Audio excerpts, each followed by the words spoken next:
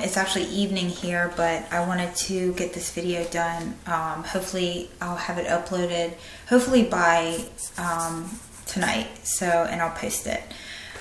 So anyway, this video is going to be about my minimalism. So how I determine what is enough for me, and kind of how I come to that conclusion. It's really very simple now. At the beginning, I had to sort of approach it more. I read a lot of blogs that made a lot of good sense to me. I naturally connected with this sort of lifestyle, and a lot of it is due to my past experience with materialism. Like I said before, I wasted a lot of money on clothing, on products, just and things that promise this and that. As women, we're sort of drawn in, and and I love bags, so that was one thing that I had to really temper in myself, because you get something new and the thrill lasts just a very short time, and then it's gone. Then that new thing becomes old, and the value of it goes down in your own mind. And I was reading one of the articles by one of the bloggers that I love, and I'll list some of my favorite minimalist blogs too below the video in the link below. If any of you want, one of them is Zen Habits, and I have shared that before. And a lot of times we actually invest our emotions into these things that are lifeless. They have no soul, they have no love for us, they have no affection for us, value for us, but yet we put so much, we invest so much into these non-living objects. They're just things, and they're not able to reciprocate. The point is, these things aren't able to return our affection at all. They're lifeless, and they are bought with money, and I just got to the point where I was seeing that it really was kind of a waste of my affection, money, attention, and that would be better spent on people, experiences, things like this, things that actually could return my affection and meet that and give me something in return. So I'll just give you guys a few examples. So a lot of you want to know about things like wardrobe, so clothing, and your belongings, your household belongings. And it goes, it's a process. So I started off, and it was much more difficult at the beginning for me to sort of come to an understanding of what things I really needed, and then what things I actually was just sort of collecting. I've never been a hoarder, but I have spent money on things and then quickly got tired of them, and then they would just sit there. And then I would realize, like, my clothes were piling up, and I was not wearing the majority of my clothes. I was only wearing probably a fourth of my clothes or an eighth of my clothes, and the rest of them, because I used to have a lot of clothes. So many clothes that when I would be off for spring break or for college break and go home, it was such a hassle to have to cram all of my stuff. So it was like hair products and clothing and shoes and bags and books and you name it. I was collecting it, and I just I've been that way. It goes all the way down to my diet. So I've simplified my diet, I've simplified my clothing. I literally have gone through, and I have a couple pairs of jeans, I have a couple pairs of shorts, I have probably more workout attire than other clothing, just because I sleep in them, I wear them a lot around the house, I work out in them, and they're very comfortable. And then, so like I said at the beginning, it's a process. So at the beginning, you're kind of mentally going through everything that you own, you're thinking about it, and what you realize is there's so many things that you're not using. There's so many things that you really don't even like, or that are just in your way. And what you will find is when you kind of start gradually cleaning out your closet, cleaning out your kitchen cupboards, cleaning out your pantries, whatever, you will find that you feel lighter. You feel, you just feel better. And you'll realize that it actually is a very wise approach to keeping your house clean, maintaining a nice space to work in. It kind of frees you from things can be binding. Material things can actually hold us down and weigh us down. And when you learn to live without so many things, and things that you realize, it's just very eye-opening to, once you recognize how many of us live in excess. And I don't do without. My family's not doing without. You tend to appreciate more the things that you have, and you don't mind spending a little bit more on better quality, because things aren't falling out of your closet anymore, or your cupboards anymore, and it's easier to keep things organized. And I'm somebody that has to be organized. It's just good for my mental clarity. I think for anyone it is, once they kind of discover what it's like to live with less. So the things that I have are nice. The things that I have reflect me and my personality, and same with my husband. Like we kind of went through all of our stuff, and we just things that I don't really want in my living space, I'll put, say, in the basement, so on shelves,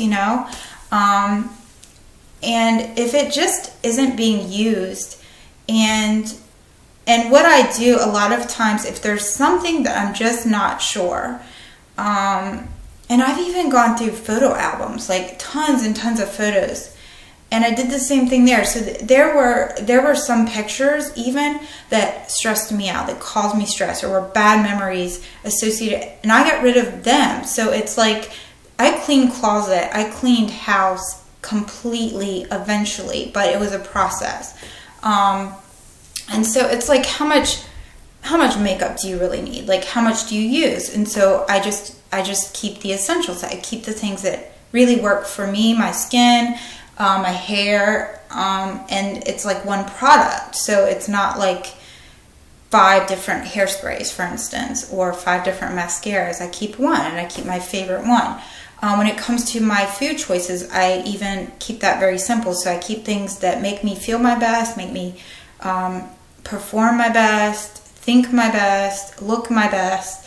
And then when you take everything away that is either, there's a lot of things that we tend to accumulate over time, and we don't even think about it. We don't think about it. But there's so many books that I realize, like, I'll never read, or I never liked, or whatever it was. And so, there's places to give these things away. You don't have to throw them away.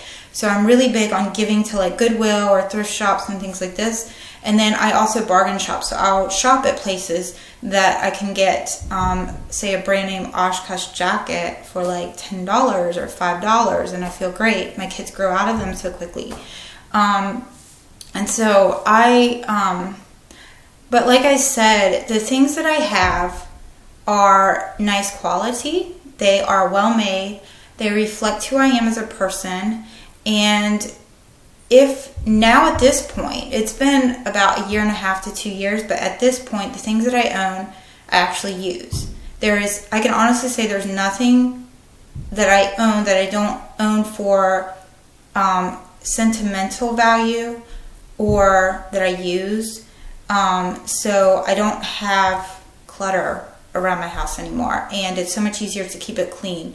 And this is different for everybody. So there's, all of us are in different lines of work, and we have, sometimes family gives you like your furniture or your I don't know, your things like your plate sets and things like this. So I guess you just have to look at what you have and think about if it suits you, if it reflects who you are as a person, if you need it, if you really use it, if you enjoy it, if it adds to your quality of life. Because remember, they're just things. At the end of the day, they're just things. And it's people that enrich our lives the most, and those experiences with those people. And that's just me. That's just where I'm at, and I'm still sort of evolving with this. Like I don't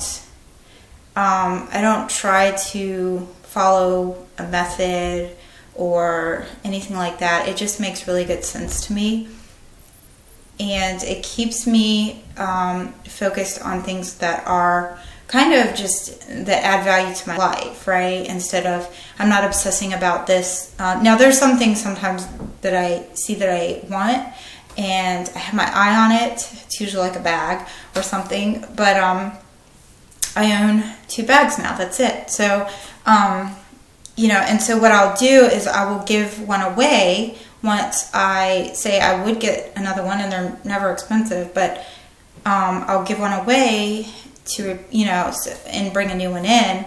But it's always like letting something go, right? When you take something new.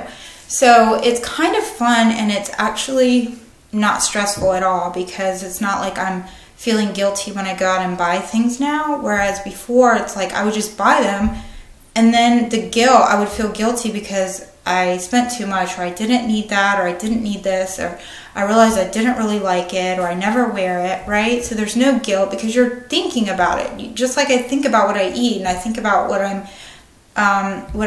how I'm utilizing my time, and how I spend my days, and what I say to people, and what I'm about. That's the thing. Like it's the whole approach to being more mindful and more conscious about how you're living, how you're spending your money, and your environment. So what your surroundings look like, and that is very unique and very individual for all of us. So I don't want to make this too long because I have to upload it, and that's about it.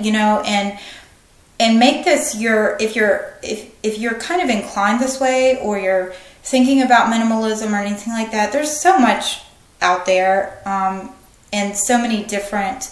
There's some people that are way more extreme than I am. I mean, they have like next to nothing, and they don't eat on a table, and they eat on the floor, and they don't have a bed. And not that doesn't appeal to me. Like if I was single and I didn't have a family, I think I would tend to go a little bit more extreme, just because, it's just you.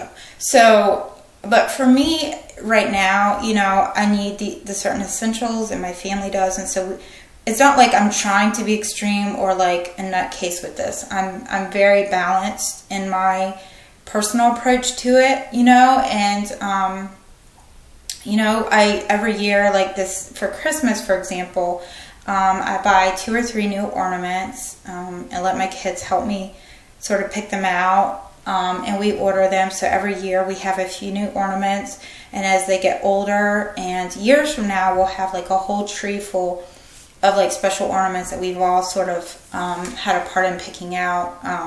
And I don't mind spending money on things that, sort of make our home more welcoming and warm. And I do need pictures on my walls. So I will start looking for pictures that reflect me and my personality and my boys, and things my husband likes.